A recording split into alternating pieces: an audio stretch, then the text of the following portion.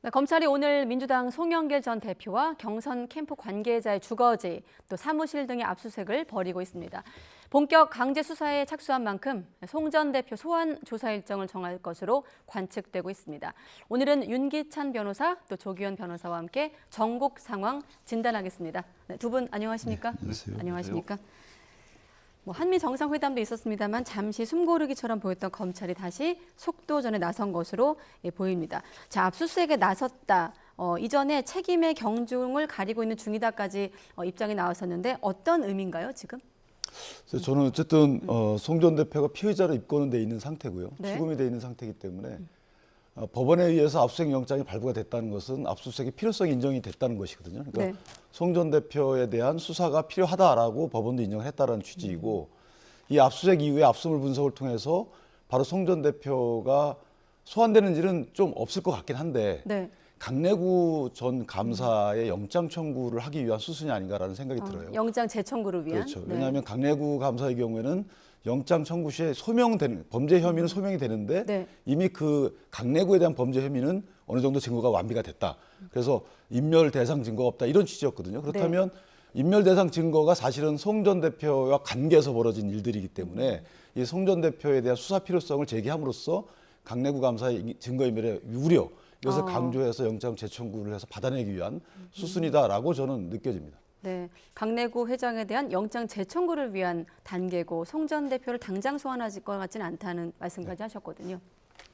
예, 일단은 지금까지 수사한 내용은 이정근의 녹취록하고 네. 이제 진술 정도입니다. 물증은 아직 확보되어 있는 것으로 보이지 않고요. 그 기존의 다른 압수수색이라든가 다른 피의자들의 조사에서 확보된 증거 관계에 문제가 있었던 것으로 보입니다. 그것 때문에 이제 그 강내구 전 협회장에 대한 구속영장이 기각이 됐던 거니까요. 네. 그러니까 이제 어쨌든 최종의 목표는 송영길 대표를 겨냥하고 있기 때문에 그 과정에서 일단 물증 확보의 필요성, 당사자들이 다 부인을 하고 있기 때문에 네. 일단 물증이 확보되지 않으면 사실 기소를 한다고 해도 재판에서 검찰이 의도하는 대로 결과를 꺼내오기가 쉽지는 않을 것으로 봅니다. 이제 예. 그런 차원에서 한다는 한 가지 측면이 있고요. 그리고 일단 송영길 대표가 귀국했기 때문에 지금 이미 2년 이상이 경과된 사건이기 때문에 송영길 대표 주변에 증거 관련 자료가 있을 것 같지는 않습니다. 네. 그럼에도 불구하고 굳이 대대적 압수수색을 하는 것은 일종의 송영길 대표를 겨냥한 수사라는 어떤 정치적 배경 이런 걸 보여주기 위한 목적도 있어 보입니다. 네. 근데 하나 더 있다면 보니까 무슨 연구소도 압수수색하고 이전 주거지도 압수수색했단 말이에요. 그렇다면 돈이 전달됐다는 시점과 장소 이런 것들에 대해 진술의 신빙성을 확인하기 위한 물증 확보 이런 의미도 있는 것 같고요. 예. 송영길 대표 전 대표에 대한 혐의가 단순 인지 묵인을 넘어선다라고 검찰은 보고 있는 것 같고 그 인지 묵인을 넘어서는 어느 정도의 진술 증거나 기타 정황 증거가 있기 때문에 법원에 압수수색 영장을 발부하지 않았나 이런 생각은 듭니다. 인지 묵인 단계와 인지 묵인 단계 이상을 넘어선다는 건 어떻게 다른 걸까요? 그러니까 인지 묵인은 사실은 죄를 묻기는 어려워요. 그러니까 수혜자이긴 하지만 예. 이것이 도덕적으로 비판의 대상이 될 수는 있지만 우리 정당법이나 정치자금법에서 정하고 있는 이 구성 요건에 해당하기는 어렵거든요. 네. 그러니까 지시하거나 알선하거나 권유하거나 직접 전달하거나 받거나 이런 거에 대해입니다. 이 요건들이. 그렇다면 알고 나서 가만히 있었다라는 것만 갖고 처벌 대상으로 삼기에는 다소 좀 무리가 있다 이렇게 보입니다. 네, 알겠습니다. 아무튼 당대표 리스크, 이재명 사법 리스크가 살아있는 상황에서 전당대회 돈봉투 의혹까지 불거진 민주당. 송 전 대표가 탈당을 밝히긴 했습니다만 아직은 정치적 부담이 큰 게 사실이거든요. 그런데 또 여론조사 결과만 놓고 봤을 때는 직전 조사보다 5%포인트가 오른 37%로 나타나고 있습니다. 탈당 선언한 게 좀 반등으로 이어진 건가요? 글쎄요, 그렇게 보이지는 않습니다. 네. 하락을 막는 어떤 효과는 있었을지 모르겠지만 예. 탈당 선언으로 지지율이 반등한다는 거는 사실 상식적으로 맞지는 않아 보이고요. 그럼 다만 반대급 볼까요? 예, 그렇습니다. 정부 여당의 최근의 어떤 여러 가지 한계와 문제 이런 것들이 이 반사 효과로 민주당의 지지율 상승으로 이어졌다고 보이죠. 예. 이 산에 대한 대응으로 지지율이 상승할 정도로 아직 이제 적극적 대응까지는 아니기 때문에요. 근데 적어도 어쨌든 송영길 대표가 귀국해서 수사에 응하고 당도 진실규명에 협조하겠다 이런 입장들은 지지율 하락을 막고 적어도 이 사안 이슈가 계속 어떤 정부의 중심적인 이슈로 가는 것을 차단하는 효과는 있었기 때문에 하락하지 않는 것 플러스 최근에 어떤 대통령의 외교라든가 이런 데서 드러난 문제 이런 것이 민주당에 대한 지지율 상승의 어떤 반등 효과로 이어진 게 아닌가 이렇게 네, 보입니다. 저는 무당층 27% 눈에 띄는데 변호사님은 어떻게 보십니까? 근데 사실 송영길 대표가 탈당한 것은 네. 민주당을 적극 지지하는 층에 대해서는 어필용이에요. 이것은 잘했다라고 하겠지만 결국 공무원들의 경우나 직장의 경우에도 예. 비리가 있으면 탈당을 막거든요. 이직을 막아요. 사표를 막습니다. 그러니까 징계 대상인지 여부를 결정하고 나서 그다음에 다 결정되면 탈당 여부를 수리하는데 지금 민주당은 바로 수리했어요. 이것은 송영길 대표를 도와준 꼴이거든요. 그렇다면 본인도 책임을 인정하는데 이에 대해서 당내에서 책임 추궁하는 절차가 전혀 진행되지 않았다. 그래서 국민층과 무당층에는 오히려 악영향을 줬을 만한 사실관계지 이것이 도움 줄 만한 사실관계는 아니다. 그렇다면 민주당이 지지율이 올라간 이유는 뭔가 저는 생각해 봤을 때 법안이라고 봐요. 그러니까 예컨대 지금 민주당이 강행해서 처리하는 법안 내용들을 보면 네. 처분적 법률이라고 해서 특정 지지층을 겨냥한 법안들이 많습니다. 그러니까 간호법, 양곡법, 무도랑 봉투법 이런 것들은 일반 국민 전체를 위한 법안이라기보다는 물론 필요할 수도 있습니다만은 형식적인 요건만 놓고 볼 때는 특정 계층을 향한 어떤 소구를 위한 법안이다. 그렇기 때문에 지지율 제고에 좀 도움이 되지 않았나 저는 이렇게 판단합니다. 네, 간호법 얘기는 잠시 뒤에 좀 더 추가적으로 연장해서 하기로 하고 대통령 지지율도 한번 볼 텐데 전주보다 1%포인트가 떨어져서 30%를 기록했습니다. 긍정평가, 부정평가 이유 모두 외교 사안이 상위에 올랐거든요. 긍정에도 외교, 부정에도 외교 좀 한번 생각을 하게 되는 대목인데 어떻게 해석하십니까? 그러니까 대단히 이례적이죠. 사실 대통령의 순방 외교는 구체적 성과가 없더라도 사실 아무것도 안 한 것 같더라도 사실 지지율이 상승하거든요. 적어도 이제 국민을 대표해서 주요국 정상과 만나는 것 자체로 의미가 있기 때문에 그 자체가 외교적 성과가 돼서 지지율이 상승을 하는데 오히려 하락했습니다. 그러니까 사실 뭔가를 하지 않은 것만도 못한 결과가 나왔다. 지금 현재 미 한미 정상회담의 워싱턴 선언도 그렇고요. 구체적으로 경제적 성과, 외교적 성과가 없다는 게 아마 주일 거고 오히려 이후에 아마 관련된 보도라든가 분석에서는 더 그 공식적으로 발표된 외의 내용에서 국민들이 우려하는 내용도 더 있지 않을까라는 걱정도 있습니다. 이제 네. 이런 부분들이 반영이 된 것 같고요. 어찌됐든 이게 안타까운 일인데요. 한미 정상회담이 얼마나 중요합니까? 한미 동맹 네. 관계에서. 그럼에도 불구하고 대통령실이나 대통령이 이렇게 성과 있었다고 자화자찬함에도 불구하고 지지율이 나오지 않는다는 건 국민들의 평가는 정말 냉정하다, 냉혹하다 이런 부분에 대해서 대통령이 좀 냉정히 받아들여야 될 텐데 여전히 성과를 자화자찬하는 모습으로 과연 지금 상황을 돌파할 수 있을지 국민들에게 안정과 안심을 줄 수 있을지 걱정입니다. 네, 지지율이 전주보다 1%포인트 하락을 했고 정상회담 내용이 반영됐다기보다 오히려 그 인터뷰 발언이 좀 반영된 결과로도 해석할 수 있을 것 같은데 변호사님은 어떻게 보십니까? 그러니까 이게 원래 외교 분야는 국내 정치 분야하고 다르게 사실은 정쟁의 그 확장이 되지 않았었거든요. 근데 지금은 정쟁을 확장해서 외교 분야까지 영향을 미치고 있기 때문에 이런 결과가 있다고 보고 외교라는 게 아시다시피 지고지선에 그러니까 최고의 수준을 성과를 이끌어낼 수가 없어요. 현실적 한계가 있는 거거든요. 그러니까 외교가 어려운 거죠. 예컨대 우리가 미국 같은 강대국이라 그러면 원하는 대로 할 수 있겠지만 사실은 미국의 힘을 필요로 하는 이런 외교 성과를 바라는 거 아니겠습니까? 네.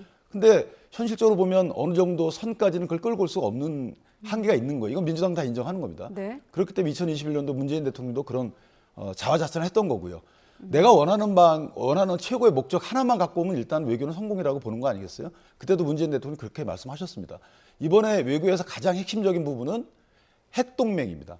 사실 핵보장이고 북한이 핵으로 침략했을 때 이것을 막기 위한 구체적인 계획을 보여줌으로써 북한이 핵공격을 하지 못하도록 억지력을 끌어올리는 것이 이번 외교의 가장 큰 목적입니다. 네. 근데 이것에 대한 평가는 약간 다르지만 어쨌든 저희는 이것이 보장됐다. 어느 정도 지금 최대한 끌어냈다. 이렇게 평가하고 있는 것이라서 기타 경제적 성과를 거기다 덧붙여가지고 외교적 성과도 문제가 있다라고 조금 낮춰보는 것은 외교적 한계를 인식하지 못한 정치적 공격이다. 저는 이렇게 평가합니다. 네. 말씀하신 대로 여야 정쟁이 있는 대목에 대해서 이제 넘어갈 텐데 정상회담 특히나 이제 이번 정상회담 한미 방미 성과에서 가장 큰 성과로 꼽히는 대목이 워싱턴 선언 아니겠습니까? 한미 확장 억제 강화 방안. 먼저 이 발언부터 들어보고 나서 논의를 이어가는 게 낫겠습니다. 들어보시죠. 한미 양국은 이번에 미국의 핵무기 운용에 대한 정보 공유와 공동 계획 메커니즘을 마련한 만큼 우리 국민들이 사실상 미국과 핵을 공유하면서 지내는 것처럼 느끼시게 될 것으로 생각합니다. 자, 방금 대목 중에 김태호 1차장 미국과 사실상 핵을 공유하면서라는 단어가 하나 문구가 눈에 띄고 또 하나 그렇게 지내는 것처럼 느끼시게 될 것으로 생각한다고 하고 나서 이제 미국에서는 핵과 관련해서 굉장히 단정적이고 그런 선긋기의 발언이 나왔거든요. 그렇다 보니 야당에서는 뭐 비교 체험 극과 극 이런 뭐 동상이몽 이런 여러 가지 반응이 나오고 있는 상황이고요. 어떻게 보십니까? 그러니까 이런 상황이 이번 한미 정상회담의 성과를 미리 전제해 놓고 사실 의제 협의를 이미 한 달 전에 가서 김태호 차장이 하고 왔지 네. 않습니까? 그럼에도 불구하고 나토식 핵공유 이상의 어떤 성과가 있을 거라고 미리 공언을 해놨습니다. 그런데 사실상 지금 나오는 결과는 그에 미치지 못한다는 게 명확하거든요. 네. 그러니까 결국 말로써 이 성과를 만들어야 되다 보니까 이런 그 워싱턴과의 시각차가 계속 나오는 겁니다. 그러니까 핵을 느낀다는 게 도대체 외교적으로 그 정치적으로 어떤 의미가 있습니까? 사실 국민에게 주는 안도라든가 북의 억지력의 효과가 전혀 없다고 보여지거든요. 그럼에도 불구하고 이런 표현을 썼는데 당장 미국에서 사실상 핵구가 아니라고 단언하고 부인하지 않습니까? 이런 식으로 성과는 성과대로 밝히고 부족함이 있으면 그대로 설명을 해야지 실제 나온 결과가 없음에도 불구하고 이게 구체적인 성과라는 거를 억지로 짜내기 위해서 이런 설명을 하는 것 국민들을 좀 속이는 것 같거든요. 네. 적절하지 않다고 봅니다. 네. 그리고 이제 하버드대 연설을 통해서 또 연장된 내용이 나토 방식보다 실효성이 있다고 판단한다고 또 대통령이 추가로 밝히기도 했고요. 네. 근데 사실 핵 공유라고 단언적으로 표현한 건 아니었어요. 김태호 차장의 경우에도 국민들이 사실상 핵 공유라고 느낄 수 있을 정도다 이런 취지의 얘기를 했기 때문에 핵 공유가 아니다라는 전제하에 저런 말을 하는 거죠. 네. 핵 공유라면 핵 공유입니다 이렇게 얘기하겠죠. 그러니까 이것이 뭐 학술대요도 아니고 사실 핵 보장을 어느 정도 이끌어 왔다라는 점에 대해서 그 효과가 인정이 되면 인정을 해야 되는 것이지 네. 뭐 야당과 여당이 모여서 학술대요 하는 거 아니잖아요. 그러니까 예컨대 지금 나토식 공유를 보면 그것도 마찬가지로 미국이 핵 버튼 누르는 건 미국이 권한이 있단 말이죠. 어느 나라 전투기에 핵무기가 달리느냐의 문제가 아니죠. 네. 거기서 중요한 것은 훈련을 주기적으로 한다는 겁니다. 그러니까 모형 핵무기를 장착한 나토의 전투기가 훈련을 주기적으로 한다는 것이고 이번에 우리도 보면 훈련을 하겠다는 겁니다. 그래서 우리 작게 어느 정도 저것을 포함시켜서 훈련하는 것이기 때문에 예컨대 보면 킬체인에 핵무기가 동원될 수도 있는 여지가 있다고 북한으로 하여금 겁먹게 하는 것이고요. 그다음에 MD망에는 미국의 MD망이 포함이 되는 것이고 마지막에 대량 응징보복에도 핵무기가 동원될 수 있다라고 네. 북한이 느끼도록 하면은 성공한 거 아니겠습니까? 그에 따라서 국민의 안정감을 느끼는 것이고 특히나 잠수함 핵무장한 잠수함이 언제 들어온지도 알려지지 않고 뭐 정례적으로 들어온다 한반도 내로 그렇다면 이게 상시 배치하고 다를 게 없어요. 잠수함은 안 보입니다. 네. 그러니까 얘가 전투기가 들어온다는 건 다 보이기 때문에 이 정례 배치와 상시 배치가 차이가 있겠지만 잠수함은 보이지 않기 때문에 언제 들어올 수 없다. 그러니까 부정기적이라는 것 자체가 상시 배치와 다를 바 없단 말이죠. 이런 여러 가지로 볼 때 이건 전략 핵무기입니다. 그리고 나토에 배치된 전술 핵무기가 달라요. 그렇기 때문에 나토보다는 진일보한 북한에 대한 핵 억지력을 가질 수 있다. 이런 취지의 발언이기 때문에 이것을 구태여 폄하할 이유가 없잖아요. 같은 대한민국 국민이기 때문에 북한으로 하여금 야 이게 사실 이렇게 억지로 갖는 거야라고 여야가 공동으로 얘기하는 것이 북한에 대한 핵 억지력 높이는 차원에서는 더 유리한 거 아닌가요? 그 이후에 대통령 오게 되면 야당 대표를 만나서 설명을 해야 된다고 봅니다. 그때 여러 가지 문제 제기를 할 수 있어도 이렇게 공개적으로 이거 우리가 스스로 이 핵보장의 수준을 낮춰 평가하는 것이 국익에 도움이 될까? 저는 좀 달리 평가합니다. 네, 여당 같은 경우도 기존 확장 억제에 비해서 말씀하신 그 논리대로 훨씬 더 진일보한 것이라고 밝혔습니다만 조금 전 조 변호사님께서 말씀하신 특히나 대통령이 정상회담 가기 전에 로이터 통신을 통해서 나토 이상의 강력한 어떤 조치라는 표현을 한 것에 대해서는 어떻게 보십니까? 그러다 보니 좀 논란이 있지 않는가 이런 생각은 들거든요.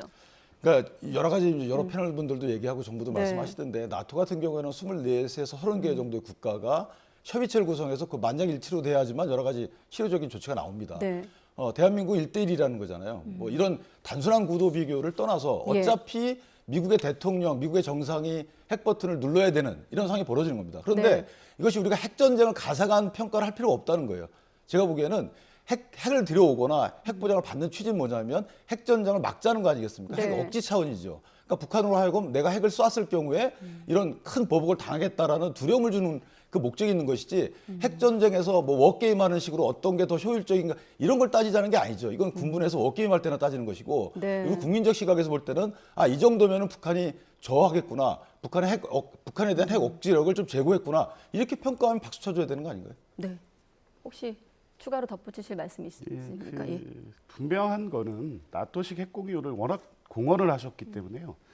그 내용상의 차이가 훨씬 미치지 못한다는 거는 분명히 그게 나오지 않습니까? 지금 NCG 핵 협의그룹이라는 내용도 일종의 그냥 협의를 한다는 것이지 지금 정부가 얘기하는 사실상 핵공유라든가 북한의 강력한 억지력 수준에 미치지 못한다는 것은 결과로 지금 나오고 있습니다.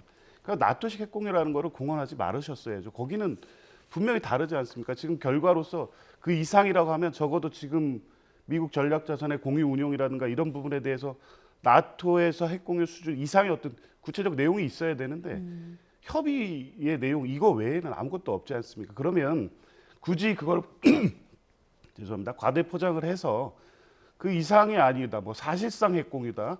그 이상의 억지력이다. 뭐 이렇게 설명하시지 말고요. 어쨌든 지금 뭐 변호사님 말씀대로 네. 이 정도라도 북의 핵의 억지력에 효과가 있다 정도로 설명을 하면 되지.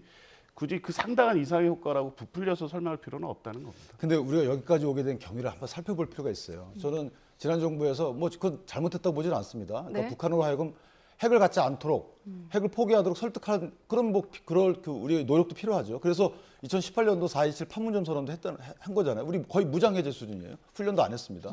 근데 그에 대해서 핵 포기했나요? 안 했잖아요.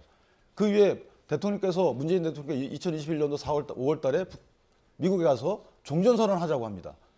그때 종전선언 했으면 어떻게 됐을까요? 뭐 북한 핵무기가 없어졌을까요? 자, 이런 노력들이 잘잘못을 떠나서 어쨌든 효과가 없었어요. 그러면은 당장 북한이 핵무기를 갖고 있고 남한을 상대로 해서 핵무기 쏘겠다라고 압박하는 이 마당에 어떻게 해야 되나요? 미국 가서 핵보장을 우리가 요구해 온 거 아니겠습니까? 네. 그럼 미국의 핵보장 요구에 대해서 미국이 호응을 했으면 여기에 대해 박수를 일단 쳐주고 뭐가 부족하다라고 하면 이거 보완하자라고 얘기하는 것이 우선이지. 그럼 이것도 안 되고 저것도 안 되면 어떻게 하자는 거죠? 저는 그 야당의 입장이 그게 좀 애매한 부분이 없지 않아 있다 이렇게 평가합니다. 네.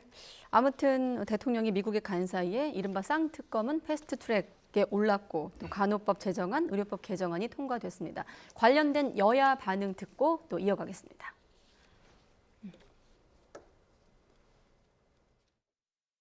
응답하지 않는 것이야말로 여전히 방탄과 보호에 감싸기에 일관하는 그런 집권 여당의 국민을 저버리는 행위다. 정치적인 목적으로 그 정략적으로 지금 입법 폭주를 하고 있는 겁니다. 아시다시피 관련 단체끼리 지금 대립하고 있는 상황이고 의료연대 같은 경우는 총파업도 예고한 상황입니다. 국민의힘은 입법 폭주라고 반발하고 있고 민주당 같은 경우는 간호법은 대통령 대선 공약이라고 맞받아치고 있는 상황이거든요. 어떻게 보십니까? 대통령의 대선 공약이었던 건 분명하죠. 이게 뭐 문서화됐느냐 아니면 구두냐를 떠나서 실제 언급을 했고 제정을 말씀하셨었기 때문에 네. 구체적인 내용에서는 여야 간 차이가 있을 수 있습니다. 그래서 계속 상임위 협의도 해왔던 거 아닙니까? 근데 국민의힘이 뚜렷한 이유 없이 1년 전에 이미 발의된 법안에 대해서 네. 몇 가지 이유를 가지고 끝까지 반대를 했습니다. 그러면 모든 현안 이슈 국민의힘이 동의하지 않으면 입법이 안 되는 건가요? 또 입법을 해서 대통령이 원하지 않으면 또 거부권 행사해서 법안을 발의 못하는 건가요? 그리고 간호법에 대해서도 실제 쟁점이 되고 있는 내용들 보면 의료법에 있는 내용들을 간호법 제정안으로 사실 그대로 거의 옮겨온 수준입니다. 다만 의사협회 등에서 이제 이 걱정하는 바는 그 의료기관의 지도하에 통제해야 하는 의료행위가 아닌 지역사회 독자적인 어떤 개업 이런 문제를 언급하는데요. 의료법에서 그걸 정하고 있기 때문에 의료법이 개정되지 않으면 지금 단체들이 우려하는 그리고 국민의힘이 지적하는 문제가 생길 가능성이 없습니다. 그럼에도 불구하고 단지 이 그런 뚜렷한 이유 없이 지금 이거 막고 또 이 퇴장하면서 사실상 자신들이 공약했던 법안임에도 불구하고 이렇게 하는 것은 이게 과연 이 부분 오히려 국민의힘이 정치적 이해관계를 따지고 있는 게 아닌가. 적어도 대통령 공약사항이었다는 점 그리고 간호법에 대해서는 몇 가지 이견에도 불구하고 전체적으로는 그 여야가 합의된 부분이 있었기 때문에 이런 거에 대한 입법 협의를 이런 식으로 반대하고 또 협조하지 않는 것은 네. 뭐 정치적으로 아무런 책임을 지지 않겠다는 거라고 봅니다. 네, 아까 방금 전에 간호법도 그렇고 의료법 개정안도 그렇고 찬성표에 대한 수치를 저희가 보여드렸는데 이렇게 국민의힘이 좀 수적으로 밀린 만큼 여론전에 좀 치중하는 상황이거든요. 결국 관건은 이제 대통령의 거부권 행사 여부, 특히나 지난번 양곡법 관리법 이후에도 좀 관심 모았던 부분인데 거부권 카드는 어떻게 예상하십니까? 근데 이게 지금 의료법이 원래 간호법은 처음에 발의된 게 2021년도 3월인가 4월이에요. 그때 문재인 정부 시절이었어요. 네. 의석 분포도 똑같았어요. 그때 왜 안 했냐 이거죠. 가만히 있다가 지금에 와서 갑자기 이렇게 밀어붙이는 이유가 뭐냐. 그러니까 거부권을 유도하기 위한, 거부권을 유도해서 대통령의 불통 이미지를 부각하기 위한 이런 그 전략이 들어있다 이렇게 보는 거고, 간호법에 대해서 대통령이 공언했던 부분은 간호사의 처우 개선은 그게 당연히 필요해요. 근데 이 법에 보면 간호사의 처우 개선에 대해서 상징적인 선언적인 의미만 담겨 있어요. 구체적인 내용이 없단 말이죠. 그래서 구체화하자는 것이고, 자, 의료법과 간호법 때문에 정치적인 타격을 받는 것은 국민의힘이에요. 숫자로 네. 보면 간호사분들이 훨씬 많습니다. 근데 왜 이걸 반대하느냐? 좀 더 그 성숙돼야 된다고 보느냐? 이것은 의료 전반에 국민의 보건에 영향을 미치기 때문에 그런 겁니다. 그리고 파업하게 되면 손해를 누가 보겠습니까? 이거 국민이 봐요. 그렇다면 간호법을 조금 더 성숙되게 따져보자는 거죠. 예컨대 간호사의 처우 규정도 좀 구체화하고 안 했을 경우에 어떤 처벌 규정을 둔다든가 이렇게 하자는 거고요.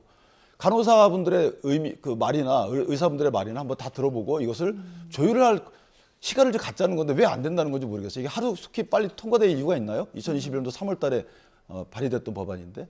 네, 근데 지금 예, 2022년 4월에 지금 똑같은 논의가 그 보건복지위원회에서 있었습니다. 그리고 의사 등의 지도 치료 보조하는 지금 문제되고 있는 조항을 재정안에 넣어서 법안 소위를 통과했습니다. 그런데 그 이후에 갑자기 국민의힘이 태도를 돌변하면서 지금까지 유보된 것이지, 당시에 민주당이 다수 의석임에도 그냥 통과시키지 않은 것이 아니라 계속 1년 이상 발목을 잡고 있었기 때문에 통과가 안 된 것이죠.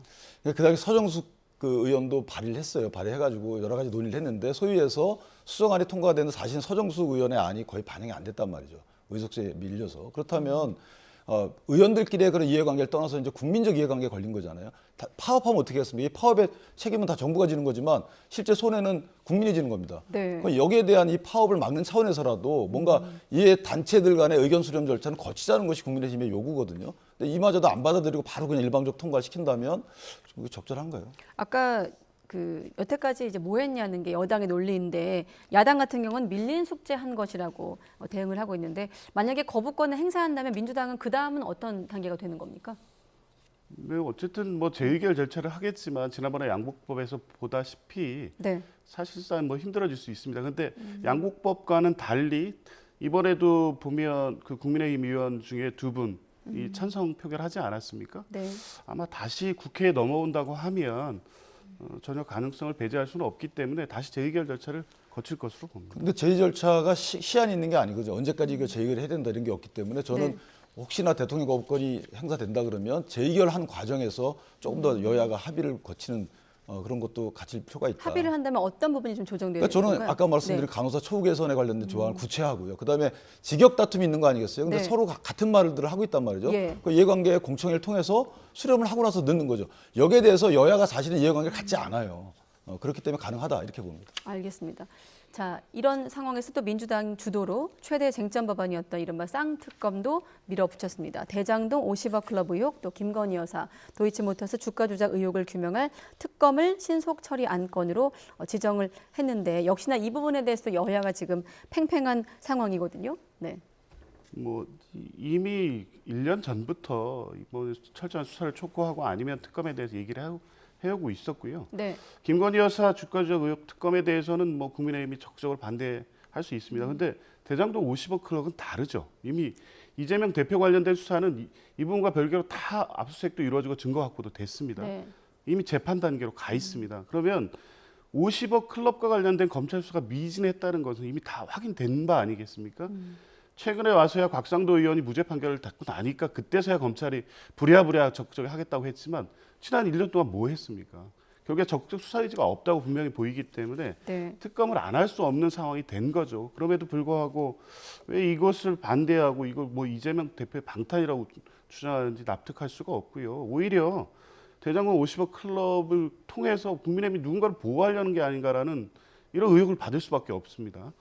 적극적으로 협조를 해서 수사 범위나 이 내용을 가지고 이 법안 처리 과정에서 협의를 하면 되지 굳이 자체를 반대할 이유는 없다고 보고요. 어쨌든 패스트트랙에 지정된 것에 불과하기 때문에 네. 논의를 통해서 빨리 처리를 하는 게 더 네. 낫다고 봅니다. 말씀하신 대로 최종 처리까지는 시간이 좀 걸립니다. 240일, 최장 240일 남아있기 때문에. 네. 이게 지난 공직선거법과 공수처법 재판이에요. 그때 똑같은 말씀들 하셨어요. 이거 어차피 한 240일 걸리니까 그때 논의를 하면서 하면 된다라고 말씀하셨는데 논의 안 했거든요. 이것도 똑같아요. 그리고 그 50억 특검의 경우에는 저희가 그걸 반대하는 게 아니에요. 이미 그 법사위에 상정이 돼 있잖아요. 여야 합의로 상정이 돼 있단 말이죠. 근데 거기서 논의 안 하고 왜 바로 본회의 패스트트랙에 올리냐 이 말이죠. 그러니까 거기서 논의를 통해서 조율해 나가면 될 텐데 논의 안 하고 그냥 올려요. 그래서 이 이유는 우리는 정략적이다라고 판단하는 겁니다. 이게 240일 하면 12월 달 정도에 본회의에 부의됩니다. 그러면 이게 거기서 뭐 통과되고 대통령 거부권 왈가왈부하다 보면 4월 달 총선에 영향을 미칠 것이다. 저는 그런 정략적 의미가 아니라 그러면 여야가 이거 법사위 합의해서 상정해놓고 왜 논의를 안 하느냐. 이게 좀 문제가 있다 이렇게 봅니다. 정략적이라는 판단은 어떻게 보십니까? 글쎄요, 50억 클럽의 어떤 수사 결과가 여야 누구에게 특정한 이익이 있습니까? 대장동 관련해서 사실은 뭐 이재명 대표에 대한 수사는 수사대로 보고요. 이 사건이 이렇게까지 되는 데 있어서는 실제 고위 법조인들이 개입을 해서 이 상황을 이렇게 만들었다는 의혹이 굉장히 본질적이고 중요한 문제입니다. 네. 이 수사 결과 어떻게 나온다고 해서 이렇게 여야가 어떤 정치적 이해로 연결이 된다는 뭐 설명을 이해할 수가 없고요. 네. 철저히 수사해서 대장동이 그렇게 문제였다고 하면 특히 여기에 50억 클럽이라는 전조 법조인들이 개입된 문제 철저히 진상 규명해서 다시는 이런 일이 생기지 않게 할 책임이 있는 거 아닙니까? 국회 논의 안 됐다고 하시는데요. 국민의힘에서 전혀 논의에 협조하지 않고 있지 않습니까? 그러면 결국에는 패스트트랙을 통해서라도 하루라도 시간을 당기기 위한 불가피한 조치이지 시간을 끌고 12월 시점 총선 이렇게까지 계산해서 지금 이 절차를 진행하는 것은 아니라는 말씀드립니다. 네. 자, 이제 이재명 대표 얘기로 바로 넘어가면 흐름상 되겠습니다. 자, 이재명 대표와 유동규 전 본부장이 법정에서 만났는데 처음으로 설전이 오갔고 신경전을 넘어서 고성까지 오갔는데 저희가 화면에 두 사람 간의 발언을 좀 모아봤거든요. 쭉 보여주시고 어떻습니까? 지금 사건과 관련 없는 내용을 유 전 본부장이 폭로하기도 했는데 이렇게 되면 이 재판이 이제부터 정말 시작이거든요. 어떻게 흘러갈까요? 지금 이제 유동규 씨가 이 공직선거법 위반 재판으로 제가 알고 있는데 여기 네. 이제 세 번째 출석해서 증인 신문을 한 거죠. 네. 그러니까 두 번은 검찰이 신문한 거고 이번에는 아마 이재명 그 지사 측에서 대표 측에서 신문한 겁니다. 네. 그러니까 이번에 이재명 대표 측에서 유동규 씨의 기존 진술 이런 것들을 탄핵에 성공하지 않으면 상당히 위험한 쪽으로 가는 거죠. 그렇기 때문에 이것저것 아마 그 심리적 압박을 줄 수 있는 이재명 대표가 직접 신문 이렇게 되면 아무래도 심리적 압박이 있습니다. 네. 그리고 이재명 대표가 경험자이기 때문에 제일 잘 알아요. 네. 그러니까 이제 바로 즉답으로 받아칠 수가 있거든요. 그렇기 때문에 그 유동규 씨는 거짓말하기가 어려워지죠. 물론 거짓말했는지 모르겠습니다만은 네. 그렇기 때문에 유효한 수단을 확보했다고 보고 다만 저렇게 이제 다른 말들을 통해서 당신 거짓말 이런 거 했지 않았냐라고 하게 되면 이재명 전 대표 입장에서는 신문하게 되면 손해구나 이렇게 느끼게 되죠. 그래서 신문을 맡게 되는. 네. 그러니까 물어볼수록 나는 다른 말 더 할 거야. 이전 거 당신이 했던 것들 더 터뜨릴 거야. 이렇게 답변을 하게 되면 변호인이나 이재명 그 대표 입장에서는 신문을 주저하게 돼요. 아마 그런 전략적인 게 깔려 있지 않나라는 생각합니다. 네, 이 자리에서 시장님이 시켰잖아요. 뭐 이런 발언도 나왔고 대면하자마자 시장님 뭐 이런 얘기도 나오기도 했고요. 네. 그러니까 지금 이 사건은 사실관계는 간단합니다. 이재명 대표의 발언 두 가지가 허위 사실이냐 문제인데요. 네. 사실 다른 증거라는 게 없습니다. 결국에 유동규 씨의 진술이 주요 증거가 될 수밖에 없는데 유동규 진술이 명확하지 않습니다. 어제 재판 과정에서도 보면 추측 내지 불명확한 기억을 가지고 그랬을 것이다라는 식으로 진술을 계속 해오고 있고요. 네. 지난번 재판에서 진술과 또 뭐 이렇게 모순되는 또 진술이 왔다 갔다 합니다. 그러니까 결국에 진술의 신빙성 문제가 있기 때문에 아마 이재명 대표가 직접 신문하면 그 부분에 대해서 명확하게 드러낼 수 있기 때문에 어제 그 재판 과정에서 하신 것으로 보고요. 네. 어쨌든 이 사건 역시 유동규 씨의 어떤 진술의 신빙성이 결국 유무죄 판단의 가장 중요한 문제이기 때문에요. 네. 그런 부분을 계속적으로 아마 재판 전략에서 활용할 것으로 봅니다. 알겠습니다. 시간을 제가 2분만 더 쓰기로 하고 이렇게 쓰겠습니다. 조 변호사님께는 자 박광훈 새 원내사령탑에 대한 평가를 좀 물어보겠고 모레 국민의힘 윤리위를 질문드리겠습니다. 자 박광훈 새 원내사령탑 어떻게 평가하십니까? 뭐 친명이냐 뭐 이낙연계냐 이런 분석을 하시는데요. 실제 지금 원내대표 이번 선거에서는 어떤 계파적 요인이 크게 작동하지 않은 것 같습니다. 네. 지금 당이 처한 여러 가지 현실을 봤을 때 총선까지 가는 과정에서 어떤 원내대표가 당을 통합하고 지금 위기를 수습해서 총선 승리까지 갈 수 있느냐 이 부분이 의원들 간의 그 판단에 가장 중요한 요소였던 것 같고요. 네. 또 그 박광훈 대표께서 1년 동안 굉장히 또 열심히 준비를 하셨습니다. 이런 요인들이 결합이 돼서 박광훈 대표 선출로 이었다고 봅니다. 그런데 한 가지 궁금한 게 친이낙연계라고 부르는 것과 비명계로 부르는 게 조금 톤 차이가 있지 않습니까? 비명계가 좀 표 집결을 했다고 볼 수 있을까요? 어떻게 규정하십니까? 아무래도 그렇게 저도 보는데요. 이낙연계라는 게 사실은 이 친소관계에 따라서 분리할 수 있지만 이미 이제 대선 경선 이후에 네. 개파적 활동으로 이어질 것까 이건 아니거든요. 지금 이재명 대표 관련된 부분에 대한 우려와 걱정이 당내 분명히 있기 때문에 그런 부분도 아마 저 뭐 선거 전략상을 유효했다고 봅니다. 네, 알겠습니다. 국민의힘 윤리위는 어떻게 예상하십니까? 그러니까 지금 이게 윤리위원장이 코로나 때문에 이게 처음 상견례거든요. 1일날 상견례를 한다는 건데 인사하는 자리지만 아마 5.18이 얼마 남지 않았기 때문에 전격적으로 징계 개시 결정이 내려질 수도 있다. 그러니까 징계 시작을 알리는 거죠. 그 절차 시작을. 그렇기 때문에 네. 좀 그 뉴스거리가 나올 수도 있는 그 윤리 상견례가 아닐까라고 예측을 해봅니다. 네, 저희한테 시간이 좀 더 주어져서 박광훈 대표에게 가장 큰 과제는 총선일까요? 어떤 게 가장 큰 과제입니까? 사법 관리일까요? 글쎄요, 어쨌든 원내 대표니까요. 지금 뭐 입법적인 대립 갈등이 굉장히 계속되고 있지 않습니까? 예. 당장에 이제 만약에 간호법이라든가 방송법 등의 대통령 거부권이 행사할 경우에 원내 타협과 협의를 통해서 실제 입법적 성과를 내오는 것이 사실 총선 전략상도 필요하기 때문에요. 그 부분에 아마 이제 중점을 둘 것으로 보고요. 당의 어떤 이재명 대표 관련된 수사는 수사대로 대응을 하고 있기 때문에 그 부분까지 뭐 박광훈 대표에게 어떤 책임을 요구하거나 뭐 그러기는 어렵다고 보고 원내의 어떤 입법 절차 관리가 제일 중요하다고 봅니다. 네, 변호사님께는 이 질문까지 드릴 수 있을 것 같아요. 최근에 민주당의 흐름, 복당 흐름에 대해서 어떻게 보세요? 민영배 의원 포함해서?